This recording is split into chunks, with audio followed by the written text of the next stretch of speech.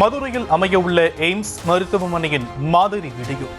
முதற்கட்ட பணிகள் ஜனவரிக்குள் நிறைவடையக்கூடும் என எதிர்பார்ப்பு.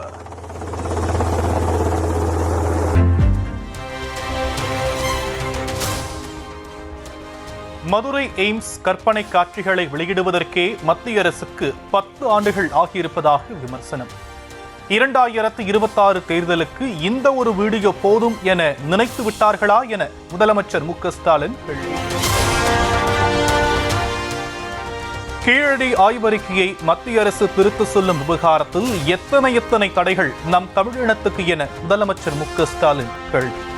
மதுரை வீரகனூரில் நாளை நடைபெறும் கண்டன ஆர்ப்பாட்டத்தில் பெருந்திரளாக கூடி மத்திய அரசுக்கு உணர்வை வெளிப்படுத்த வேண்டுகோள்.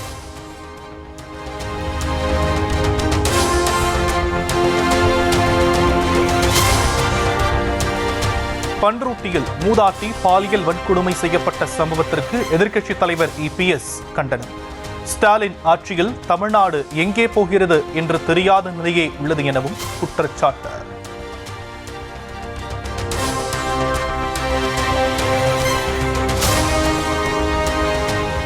சாராய ஆலையை திறந்து பல லட்சம் பேரின் தாலியை நீங்கள் அறுத்தால் நியாயம், நாங்கள் பனைமரம் ஏறினால் குற்றமா? பனைமரம் ஏறியது தொடர்பாக வழக்கு பதிவு செய்தால் விசாரணையை எதிர்கொள்ள தயார் என சீமான் திட்டவட்டார். அதில் பார்த்துருவோம். நீ ஆளை வச்சு சாராயம் கழிச்சு விற்கலாம், குடிக்க வச்சு பல லட்சம் பேர் தாலி இருக்கலாம். நாங்கள் பனை ஏறி கல்ல இருக்கக்கூடாது. கல்லனை நான் கண்டுபிடிச்ச மாதிரி போயிட்டு இருக்கிறேன். என் பரம்பரையா இருக்கு. தமிழன் வாழ்க்கையோடு இணைந்த ஒன்று பனையும் அதன் பாலும். அமைச்சரவையில் இடம்பெற வேண்டும் என்ற எண்ணம் விசிகாவுக்கு உள்ளது. தமிழக பாஜக தலைவர் நைனா நாகேந்திரன் கருத்து. நீங்களே ஒப்புக்கொள்ளுறீங்க அப்படின்னா நாங்கள் தான் வலிமையான கூட்டணி, நாங்கள் ஆட்சிக்கு வரோம்னு உங்களுக்கு தான் தெரிஞ்சிருக்கு. அதனால தான் எங்கள்கிட்டயே நீங்கள் கேட்டுகிட்டே இருக்கிறீங்க. நீங்கள் யாராவது இதுவரைக்கும் ஒருத்தர் கூட போய் முதலமைச்சர்கிட்ட போய் கேட்கவே இல்லையே. ஏன் கேட்கலன்னு எனக்கு தெரியல. அதில் விடுதலை சிறுத்தைகள் கூட அவங்களுக்கு மந்திரி சபையில் இடம் வேணுங்கிற ஒரு எண்ணம்லாம் அவங்களுக்கு இருக்குது.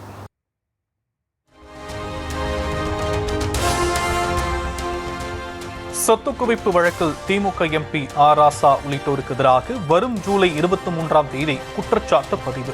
அன்றைய தினம் குற்றஞ்சாட்டப்பட்ட அனைவரும் நேரில் ஆஜராக வேண்டும் என சென்னை சிறப்பு நீதிமன்றம் அறிவிப்பு.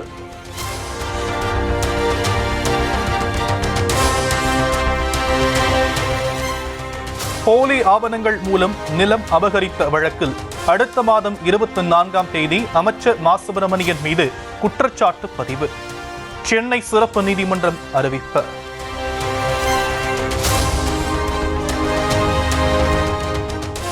காதல் திருமண விவகாரத்தில் சிறுவன் கடத்தப்பட்டது தொடர்பான வழக்கில் திருவாலங்காடு காவல் நிலையத்தில் ஆஜரானார் பூவை ஜெகன்மூர்த்தி.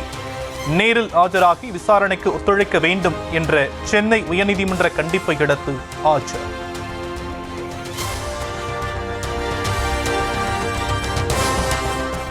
காதல் திருமணம் தொடர்பான ஆழ்கடத்தல் வழக்கில் ADGP தரப்பில் உச்சநீதிமன்றத்தில் மேல்முறையீடு. கைது உத்தரவை எதிர்த்து தாக்கல் செய்த வழக்கை நாளை பட்டியலிட்டு விசாரிக்க உச்சநீதிமன்றம் ஒப்புதல். கல்குவாரி தொழிலில் முதலீடு செய்தால் பங்கு தருவதாக கூறி சகோதரி கணவரின் சொத்துக்களை அடமானம் வைத்து 17 கோடி ரூபாய் மோசடி. அதிமுக முன்னாள் அமைச்சர் சண்முகநாதனின் மகன் ராஜாவை கைது செய்து சென்னை மத்திய குற்றப்பிரிவு போலீசார் அதிரடி.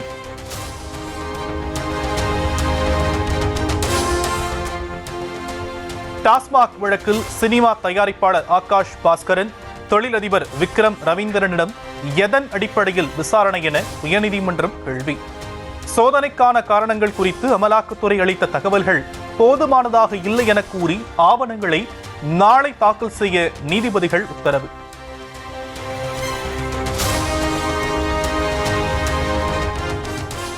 வீட்டிற்கு சீல் வைக்க அமலாக்கத்துறைக்கு அதிகாரம் இல்லாத போது எப்படி சீல் வைக்கப்பட்டது என உயர்நீதிமன்றம் கிடுக்குப்பிடி கேள்வி.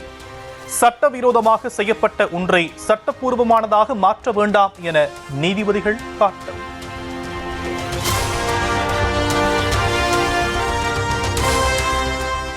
நாகை அருகே அரசு பள்ளியில் 5ஆம் வகுப்பு படிக்கும் மாணவிகளுக்கு பாலியல் தொல்லை.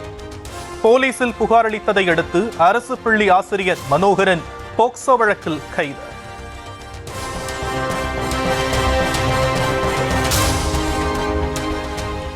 திண்டுக்கல் மாவட்டம் நத்தம் அருகே ரியல் எஸ்டேட் அதிபருக்கு சொந்தமான தோட்டத்து வீட்டில் இரவில் கொள்ளை முயற்சி. ரியல் எஸ்டேட் அதிபரின் தாயை படிக்கட்டில் விழ வைத்து இழுத்து வந்து கொடுமைப்படுத்திய பயங்கரம்.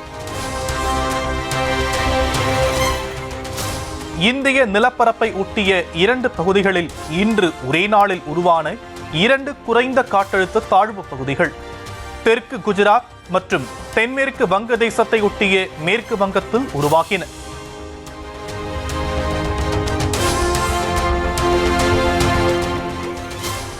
நீலகிரி மாவட்டத்திற்கு இன்று மிக கனமழைக்கான ஆரஞ்சு எச்சரிக்கை. கோவையில் கனமழை பெய்யக்கூடும் என வானிலை ஆய்வு மையம் கணிப்பு.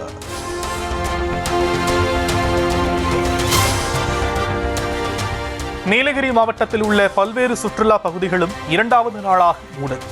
கனமழை எச்சரிக்கையை அடுத்து தொட்டபெட்டா, அவலாஞ்சி, பைன் காடுகள் உள்ளிட்ட பகுதிகளுக்கு செல்ல தடை.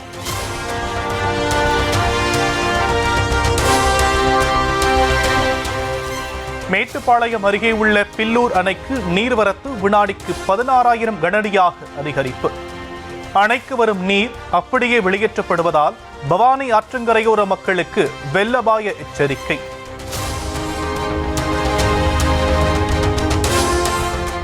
திருப்பூர் மாவட்டம் உடுமலையில் உள்ள அமராவதி அணைக்கு வினாடிக்கு 7,500 கன அடி நீர் வரத்து. வினாடிக்கு 6,000 கன அடி வீதம் பிரதான மதகுகளிலிருந்து நீர் திறக்கப்பட்டுள்ளதால் வெள்ள அபாய எச்சரிக்கை.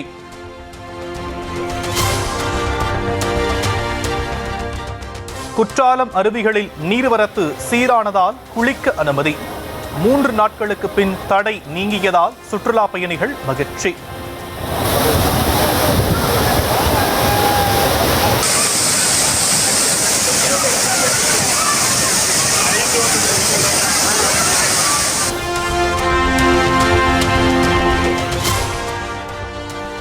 திருவள்ளூர் மாவட்டம் பாக்கம் அருகே நெல்லை கொள்முதல் செய்யாமல் அலைக்கழிப்பதாக புகார். நெல் மூட்டைகளை ஏற்றி வந்த டிராக்டர்களை சாலையில் நிறுத்தி விவசாயிகள் திடீர் போராட்டம்.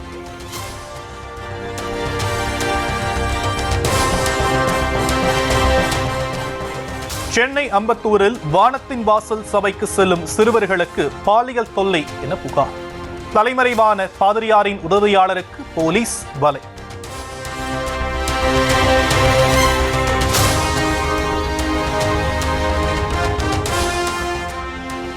தென்காசி சுந்தரபாண்டியபுரம் அன்னை முதியோர் காப்பகத்தில் உணவு ஒவ்வாமை காரணமாக மேலும் ஒருவர் உயிரிழப்பு. பலி எண்ணிக்கை 5ஆக அதிகரிப்பு. மேலும் 11 பேருக்கு மருத்துவமனையில் சிகிச்சை. குருக்களின் பெயரில் மோதலில் ஈடுபடுவதை நிறுத்துமாறு வடகலை தென்கலை பிரிவினருக்கு சென்னை உயர்நீதிமன்றம் அறிவுரை. சின்னக்காஞ்சி விளக்கொளி பெருமாள் கோயிலுக்கு வெளியே மந்திரம் பாட அனுமதி மறுத்த உத்தரவை எதிர்த்து தென்கலை பிரிவினர் தொடர்ந்த வழக்கு தள்ளுபடி.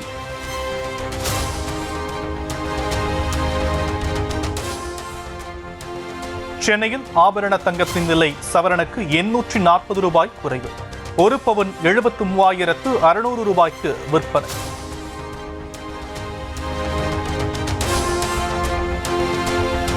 சைப்ரஸிலிருந்து கனடா நாட்டுக்கு சென்றடைந்தார் பிரதமர் நரேந்திர மோடி. கல்கேரி பன்னாட்டு விமான நிலையத்தில் உற்சாக வரவேற்பு.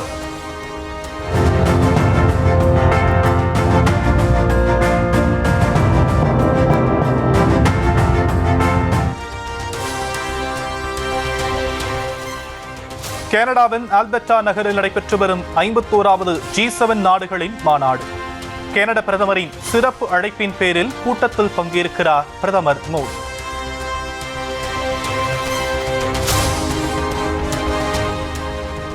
குஜராத்தின் அகமதாபாத்திலிருந்து லண்டனுக்கு இன்று புறப்பட இருந்த ஏர் இந்தியா விமானம் கடைசி நேரத்தில் ரத்து. கடந்த வாரம் லண்டன் புறப்பட சில நொடிகளிலே விமானம் விழுந்து 241 பேர் பலியான நிலையில் தொழில்நுட்ப கோளாறால் இன்றைய விமானமும் ரத்து செய்யப்பட்டது.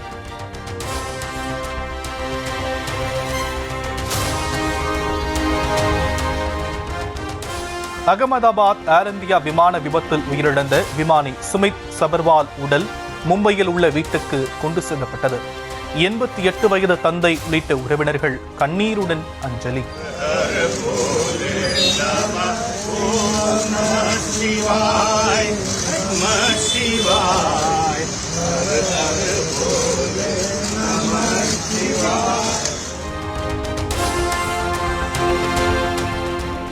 டெல்லியில் ஏர் இந்தியா தலைவர் சந்திரசேகரனுடன் போயிங் விமான நிறுவன தலைமை அதிகாரி போப் சந்திப்பு.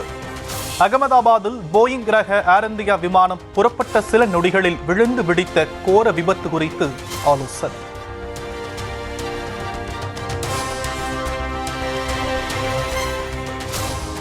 சட்டவிரோத சூதாட்ட செயலிகளை ஊக்குவிக்கும் விளம்பரங்கள் தொடர்பான வழக்கில் அமலாக்கத்துறை விசாரணை தீவிரம். இந்திய கிரிக்கெட் அணியின் முன்னாள் வீரர்களான ஹர்பஜன் சிங், யுவராஜ் சிங், நடிகை ஊர்வசி ரவுட்டாலாவுக்கு சிக்கல்.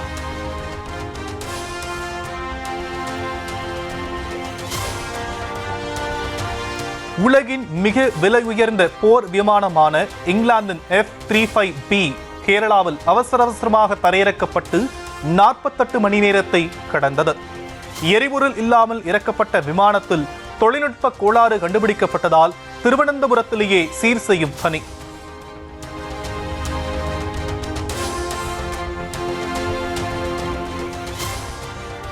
உத்தரகாண்டில் உள்ள கேதார்நாத் ஹெலிகாப்டர் விபத்தில் உயிரிழந்த ராணுவ அதிகாரி ரஜ்பீர் சிங்கின் இறுதி ஊர்வலம். கணவரின் உருவப்படத்தை கையில் ஏந்தி மனைவியும் ராணுவ அதிகாரியுமான தீபிகா பங்கேற்பு.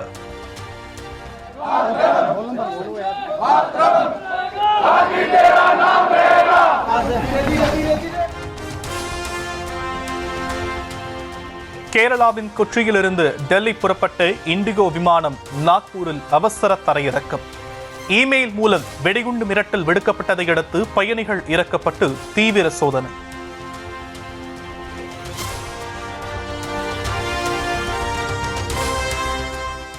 பெங்களூரு கூட்ட நெரிசலில் சிக்கி 11 பேர் உயிரிழந்ததற்கு பொறுப்பேற்று கர்நாடக அரசு ராஜினாமா செய்ய கோரி பாஜகவினர் போராட்டம். IPL வெற்றி கோப்பையை சித்தராமையாவும் சிவக்குமாரும் பெற போட்டி போடுவது போல கேலி செய்து எதிர்ப்பு.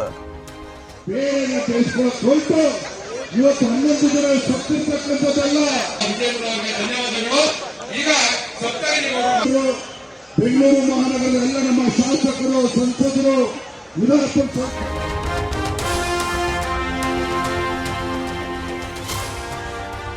ஹிமாச்சல பிரதேசத்தின் மந்தி மாவட்டத்தில் 200 அடி மலை பள்ளத்தாக்கில் உருண்டு விழுந்த பேருந்து. படுகாயங்களுடன் மீட்கப்பட்ட 25 பேருக்கு தீவிர சிகிச்சை.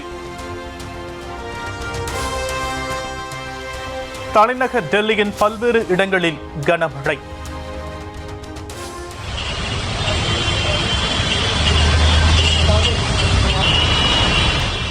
சாலையில் குளம் போல தண்ணீர் தேங்கியதால் வாகன ஓட்டிகள் சிரமம்.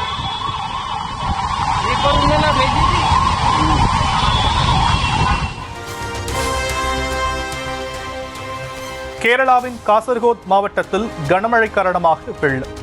கோயில் வளாகத்தில் மார்பளவு தேங்கிய தண்ணீரில் நடந்து சென்று பக்தர்கள் தரிசனம்.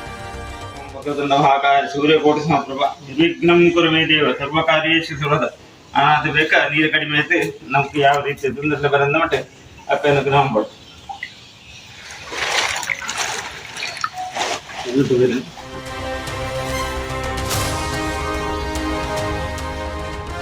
ஹைதராபாத்தில் பேருந்து கட்டண உயர்வுக்கு கண்டனம்.